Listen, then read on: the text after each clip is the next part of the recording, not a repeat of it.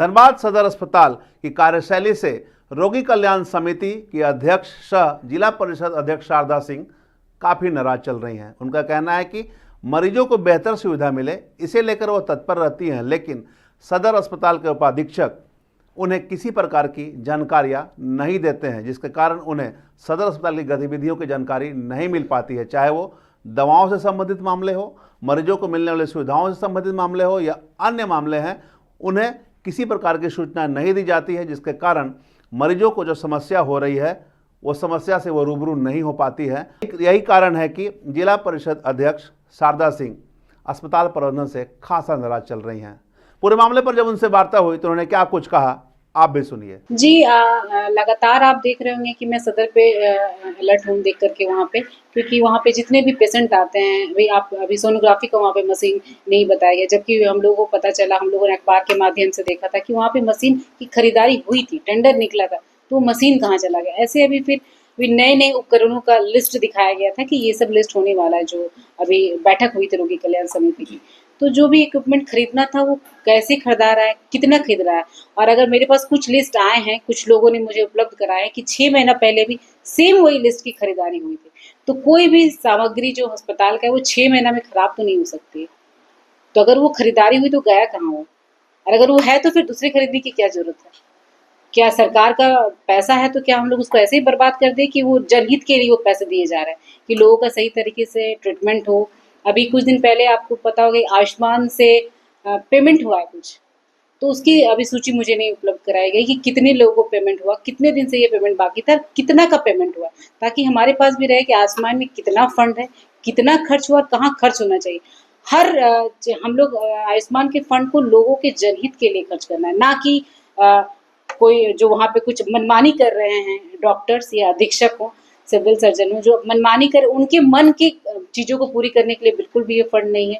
और अगर वो सब कुछ सही और गलत कर रहे हैं तो उसकी सूची मुझे देने में, जानकारी देने में क्यों परेशानी हो रही है उनको? तो क्यों नहीं दी जा रही है मैडम, जानकारी उपलब्ध क्यों नहीं कराई जा रही? पता नहीं, ये तो समझ से लेकोना हो रहा है।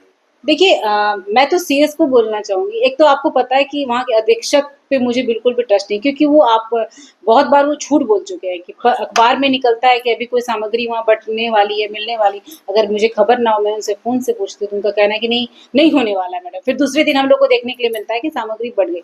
तो कहीं न कहीं मुझे बिल्कुल भी कम्युनिकेशन गैप है उनके तरफ से। बिल्कुल, उनकी तरफ से है, वो कहीं न कहीं तो गलत हैं।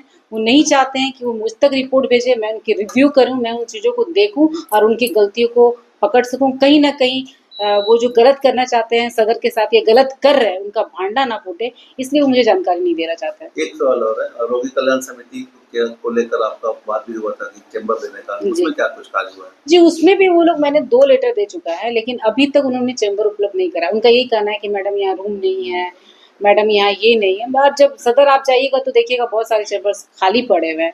तो उनको अब क्या परेशानी है मेरे वहाँ बैठने से, वो आप सब भी समझ रहे हैं। लेकिन मैं इस विषय में उपायुक्त महोदय से मिलूँगी कि उनको ये सब चीज़ों का जानकारी देना बहुत ज़रूरी है कि कुछ न कुछ सदर में गलत हो रहा है। अगर नहीं हो रहा है तो अगर मुझे राज्य सरकार ने रोगी कल्याण समिति का अध्यक्ष बनाया तो क्यों बनाया? वहाँ मॉनिटर करने के लिए बनाए, क्योंकि आप जान रहे हैं कि मैं वहाँ डॉक्टर तो नहीं हूँ कि वहाँ जाके मैं पेशेंट का इलाज करने लगूंगी। उनको लगता है कि नहीं, एक और डॉक्टर बढ़ जाएगा, मैडम को पेमेंट देना, ऐसा कुछ नहीं है। बस वहाँ मॉनिटर की मेरे पास ये है कि मैं वहाँ मॉनिटर कर सकती हूँ कि जितनी भी दवाइयाँ खरीदी जा रही हैं वो सही खरीदी की जा रही हैं कि नहीं जा रही हैं, वो पेशेंट को मिल रहा है कि नहीं मिल रहा है। क्योंकि आए दिन कंप्लेन आता रहता है, बहुत सारे मरीज बोलते हैं कि हमें दवाई यहाँ नहीं दिया जाता। तो अगर राज्य सरकार इतनी दवाई की खरीदारी का सदर कर रहा है तो क्या हो रहा है उन दवाइयों का? अभी आपने एक बिहार का मामला सुना ही होगा कि कफ सिरप के कारण कितने बच्चों, तो हम लोग का अभी हर जगह से, तो वो सब हम लोग जागरूक कर सकते हैं लोगों को ना। अगर मुझे पता रहेगा तो हम लोग अगर हॉस्पिटल गए, किसी बच्चे को देखे तो हम लोग जागरूक कर सकते हैं। अभी एक पेशेंट आया था, टीबी का एक बच्चा था, उसके फादर ने मुझे फ़ोन करके बताया कि मैडम हम लोग दिन भर हॉस्पिटल में रहे, मेरे अपने बेटे की मुझे जाँच करानी थी, लेकिन उन लोगों ने कहा किट नहीं है, वहाँ पे कोई डॉक्टर नहीं था, कोई कंपाउंडर नहीं था, दिन भर हम लोग घूमे पर हमारी वहाँ पे इलाज नहीं हो पाया, मेरे बच्चे का चेकअप नहीं हो पाया। तो ये सब ही मॉनिटर करना हम लोगों का काम है। इस तरह की लापरवाही कैसे कर सकते हैं आप?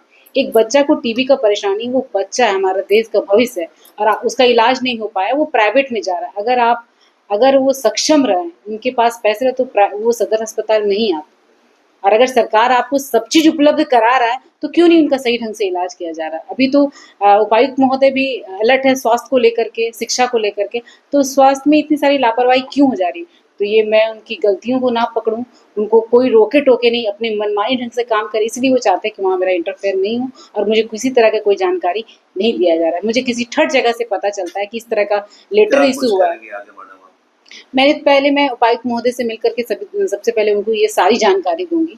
मुझे आसानी उम्मीद है कि वो इस पर जरूर अपने संज्ञान में लेकर के इस पर कार्रवाई करेंगे। नहीं तो मैं राज्य में स्वास्थ्य मंत्री जी को इसकी लेटर लिखूंगी, सचिव को लिखूंगी, केंद्र मंत्री को भी मैं इसका लेटर लिखूंगी और आगे मुझे जरूरत पड़े अगर ये नहीं सब कुछ ठीक हुआ तो मैं कोर्ट में इसको लेकर के केस करूंगी। कुल मिलाकर रोगी कल्याण समिति के अध्यक्ष होने के नाते शारदा सिंह ने स्पष्ट कहा कि कई तरह की जो सूचना होते हैं, चाहे किसी कार्य को लेकर हो या अन्य तरह की खरीदारी से मामले हों, उसमें इन्हें जानकारी नहीं मिलती है, जिससे वो नाराज़ हैं।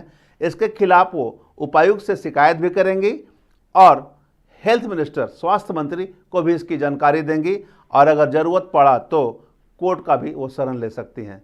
चूँकि रोगी कल्याण समिति के अध्यक्ष होने के नाते उन्हें चेंबर नहीं मिला, हालांकि एक दिन पूर्व चेंबर बनाए गए थे, चैम्बर पे बोर्ड भी लगा दिए गए थे, बाद में वो बोर्ड भी हटा लिए गए और उनको सूचना भी नहीं दिया गया।